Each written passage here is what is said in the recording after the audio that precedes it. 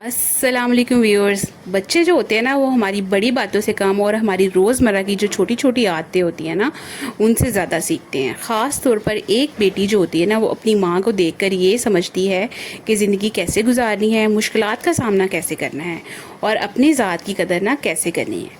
कभी कभी माँ की एक ऐसी आदत जिसे वो मामूली समझती है बेटी की शख्सियत पर ना गहरा और देर पा असर डाल देती है। आज की जो ये स्टोरी है ये ज़ैनब और उसकी बेटी हिरा की है, जिसे ये समझने में मदद मिलती है कि बच्चों की तरबियत में अल्फाज के साथ साथ हमारा रवैया भी किस कदर अहम होता है। ज़ैनब जो थी ना वो एक ज़िम्मेदार माँ थी। वो घर के हर काम का ख्याल रखती, बच्चों के लिए कुर्बानियाँ देती और ये चाहती थी कि इसकी बेटी हीरा जो है वो ज़िंदगी में बहुत कामयाब हो। लेकिन ज़ैनब की एक आदत थी, जब भी घर में कोई मसला दरपेश आता वो फ़ौरन खुद को कसूरवार ठहराने लगती। अगर खाना पसंद ना आए तो कहती मुझसे कभी कोई काम ठीक नहीं होता। अगर कोई चीज़ ख़राब हो जाए तो बोलती मैं ही ऐसी हूँ, मुझसे कुछ अच्छा नहीं होता। ज़ैनब को अंदाज़ा नहीं था कि इसकी ये जो बातें हैं ना वो हीरा के जहन पर ना बहुत बुरा असर डाल रही हैं। छोटी सी हीरा अपनी माँ को देखती और सोचती शायद गलती करने वाला इंसान जो है वो अच्छा नहीं होता। वक्त के साथ जो हीरा है ना वो बड़ी हुई। जब भी इससे कोई गलती होती वो बहुत परेशान हो जाती। वो नई चीज़ें आजमाने से डरती क्योंकि इसे लगता था कि नाकामी का मतलब है कि वो काबिल नहीं है। एक दिन हीरा को स्कूल में ना स्पीच करनी थी, तकरीर करनी थी। वो बहुत अच्छी तैयारी कर चुकी थी लेकिन स्टेज पर जाने से पहले ना वो घबरा गई। इसने अपनी दोस्त से कहा कि अगर मैं गलत बोल गई ना तो सब मेरा मजाक उड़ाएंगे। इसकी दोस्त ने जवाब दिया कि गलती तो सबसे होती है, असल बात तो कोशिश करना है। ये बात हीरा के दिल में ना बहुत ज़्यादा असर छोड़ गई। इसी दौरान ज़ैनब ने भी महसूस किया कि शायद इसके अल्फाज इसकी बेटी के जो कॉन्फिडेंस लेवल है उसको बहुत बुरी तरह से इफ़ेक्ट कर रहे हैं।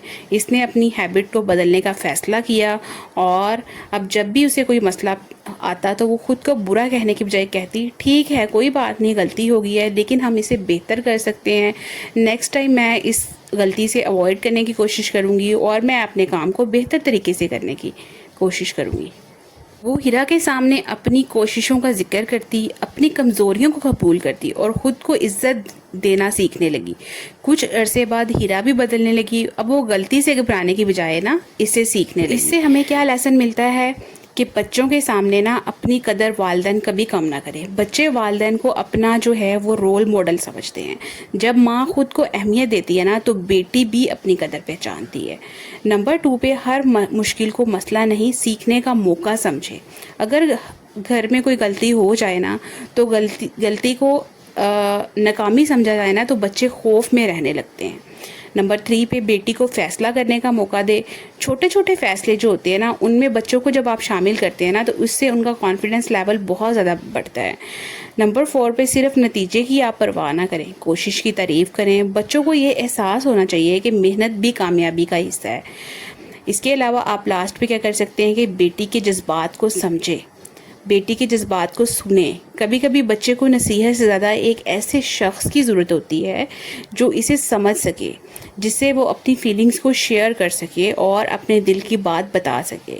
माफ़ी मांगने को कमज़ोरी ना समझे। अगर माँ अपनी गलती मान लेती है तो बेटी इससे सीखती है कि इंसान गलती के बाद खुद को बेहतर बना सकता है। माँ सिर्फ बेटी को ज़िंदगी गुजारना नहीं सिखाती बल्कि इसका अंदाज़ ज़िंदगी बेटी के अंदर एक मुस्तकिल आवाज़ बन जाता है।